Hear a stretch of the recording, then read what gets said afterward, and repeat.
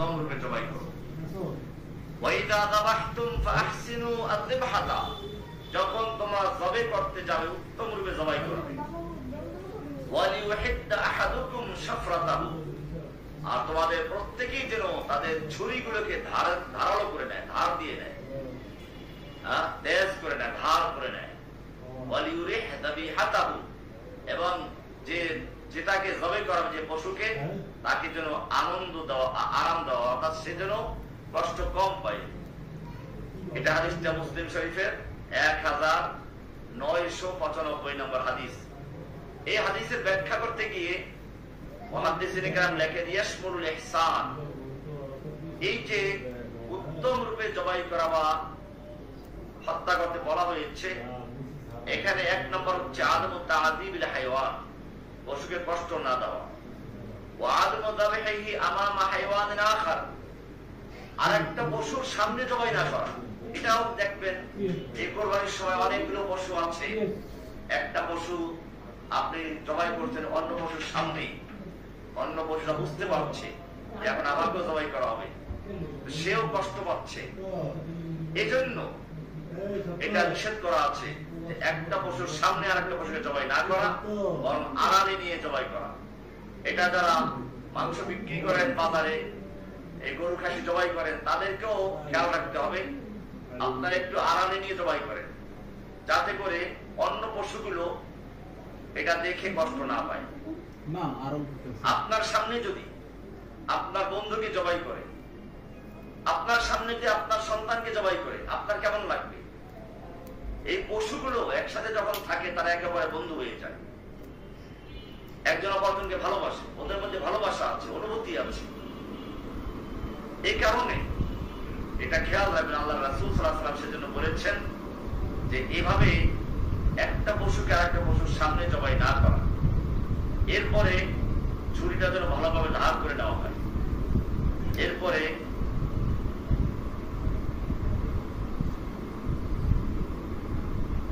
জবাই করার পরে সম্পূর্ণ থেমে যাওয়ার আগে হাত পা কাটা শুরু না হয়ে যায়, ঘাড় মটকানো না হয়, এগুলো খেয়াল রাখে। যখন সম্পূর্ণ থেমে যাবে, এরপরে এই চামড়া খোলানো শুরু হবে।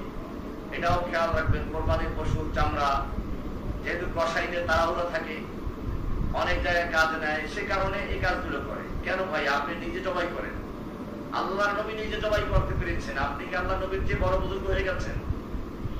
আল্লাহর নবী নিজে হাতে জবাই করেছেন, সাহাবায়ে কেরামরা নিজে হাতে জবাই করেছেন, কোরবানির মাংস নিজেরা তৈরি করেছেন। আপনারা আপনাদের সন্তানদেরকে বলুন না কোরবানির মাংস নিজেই তৈরি করুন। কেন কসাই ডাকতে হবে? আনারি কসাই যারা কোরবানির পশুর সঙ্গে বেয়াদবি করে। এই পশু তো আপনার জান্নাতের বাহন, কিয়ামতের মাঠে তার শিং, মাংস, রক্ত, হাড্ডি নিয়ে হাজির হবে।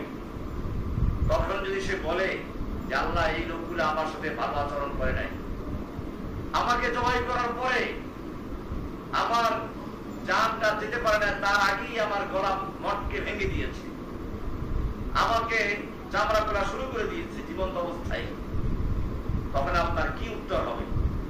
সেজন্য খেয়াল রাখবেন, এই বিষয়গুলো আমরা খেয়াল রাখবো। এরপরে যখন জবাই করব, আল্লাহ রাসূল সাল্লাল্লাহু আলাইহি ওয়াসাল্লাম জবাই করার সময় বলতেন বিসমিল্লাহি আল্লাহু আকবার। হাদিসটি বুখারী 5558 নম্বর, মুসলিমের 1966 নম্বর হাদিস। সুতরাং বিসমিল্লাহি আল্লাহু আকবার বলে জবাই করে দেওয়া। এক্ষেত্রে পশুটাকে কিবলামুখী করা, তাওজিহুজ যাবিহা ইলাল কিবলা, পশুকে কিবলামুখী করে জবাই করা। মুস্তাহাবুন আইয়ুজআহা আলা জামবিল আইসার, বাম কাতে শোয়া, বাম কাতে শুয়ে কিবলামুখী করা। অতুয়াজ্জুল কিবলা মিনাস সুন্নাহ, এটা বাইহাকী আল কুবরা 9 নম্বর খণ্ডের 287 নম্বর পৃষ্ঠাে বলা আছে, মিনাস সুন্নাহ আন তুওয়াজ্জিহা যাবিহাতা ইলাল কিবলা ইনদা যাবহি। আব্দুল্লাহ ইবনে ওমর রাদিয়াল্লাহু তাআলা আনহু থেকে বর্ণিত, তিনি বলেন যে সুন্নাহর অন্তর্ভুক্ত এটা, যে এটা একটা সুন্নাহ যে কুরবানির পশুকে জবাই করার সময় কিবলামুখী করবে। এরপরে জবাই হয়ে যাওয়ার পরে দোয়া করা, আল্লাহুম্মা তাকাব্বাল। এখানে আছে মুসলিম শরীফ হাদিসে আল্লাহ রাসূল নিজে দোয়া করেছিলেন আল্লাহুম্মা তাকাব্বাল মিন মুহাম্মাদিন ওয়া আলি মুহাম্মাদ ওয়া মিন উম্মতি মুহাম্মাদ, এটা মুসলিমের 1967 নম্বর হাদিস। সুতরাং আমরা ওই দোয়া করতে পারি জবাইয়ের পরে, যে আল্লাহ তুমি এটা কবুল করে নাও আমার পক্ষ থেকে, অথবা অমুক অমুকের পক্ষ থেকে। কোরবানির পরে নাম বলে দোয়া করা যায় আছে, বলা যেতে পারে, এটাই হাদিস থেকে প্রমাণিত। কিন্তু কোরবানির আগে ইমাম সাহেবকে একটা কাগজ ধরিয়ে দেওয়া হয় নাম পড়ার জন্য, এই লোকগুলোর নামে কোরবানি জবাই করবে।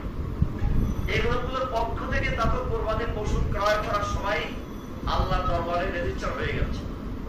সুতরাং কোরবানির আগে নাম পড়া নয়, কোরবানি হবে বিসমিল্লাহ আল্লাহু আকবার বলে জবাই করা হবে। এরপরে এই নামগুলো করা যেতে পারে, দোয়া আছে আল্লাহুম্মা তাকাব্বাল মিন ফুলান ওয়া ফুলান ওয়া ফুলান, হে আল্লাহ তুমি অমুকের পক্ষ থেকে কবুল করো, এই দোয়া করা যেতে পারে। এরপরে কোরবানি করবে কোন কোন পশু দিয়ে, সেগুলো আমরা ইতিমধ্যে জেনে